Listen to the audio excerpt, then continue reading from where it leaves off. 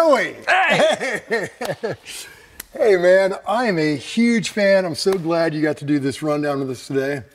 Well, thank you so much. Thanks for coming down. It's a total honor for me. So. Oh, well, great. Well, great. Well, let's jump into this guitar. I've seen you on Goldtops, and I don't. Well, tell me about this. I'm saying too much. Yeah, this is so this is my number one. It is built by a guy named Alex Sorokin in Edmonton, Alberta, and I have a few of his guitars.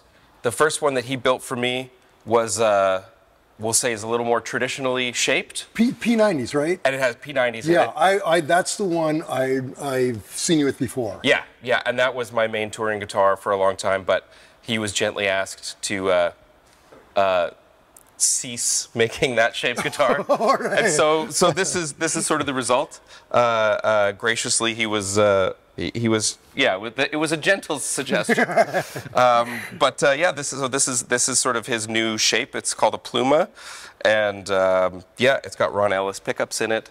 And Alex is just a master builder, and he has nothing but respect for sort of the tradition of these guitars. So oh yeah, yeah, and it's beautiful. Just feels great. And yeah. Hey, tell me, on that bridge, is that the Joe Glazer designed bridge? Do you know? No, this is actually something that we came up with ourselves. Oh, okay.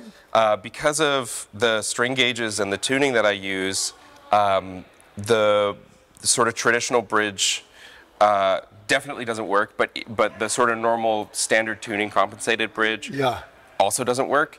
So I was using just a guitar with a standard tune-o-matic bridge, and I went and I measured the distances, and then we sent it to a guy who does sort of CNC designs. Really? And he helped us come up with this. The guy from Mojo.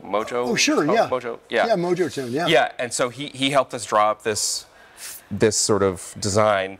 And then he said, I want nothing to do with making these because they're a pain. Oh, yeah. So we had them made, and it's still not perfect, but it's a lot better. God, that's great. So you're, okay, so just to back up a little bit, is it a kind of a shortish scale? Well, it's a standard Gibson scale length. Yeah. But the problem is I tune down to open C, and I use big baritone strings, and for whatever reason it just doesn't intonate with a standard intonation curve, and I mean, like, I don't even understand why. And a lot of sort of like luthiers that I've talked to about it said it doesn't make sense that it would be different, but it is. And so this crazy intonation curve is what winds up working for us. Oh, that's great. But yeah, it's a rabbit hole that Alex and I both fell very far down.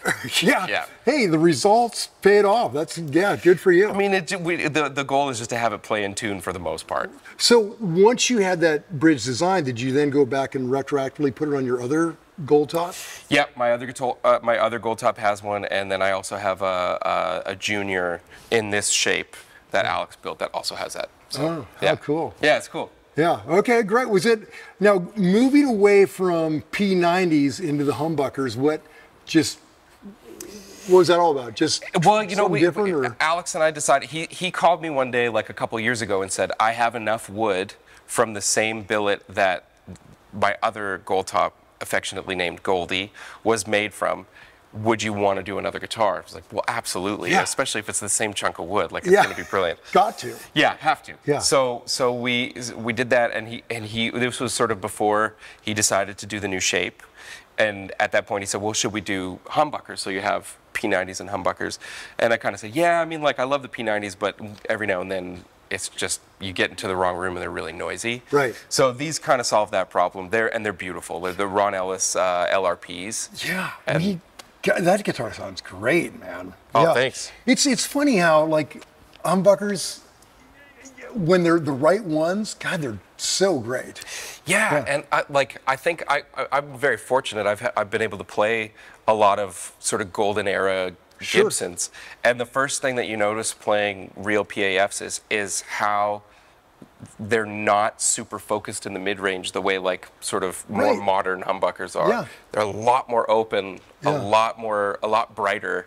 So, and near as I can tell, the Ron Ellis humbuckers are kind of as close as I've heard to the real thing. Yeah.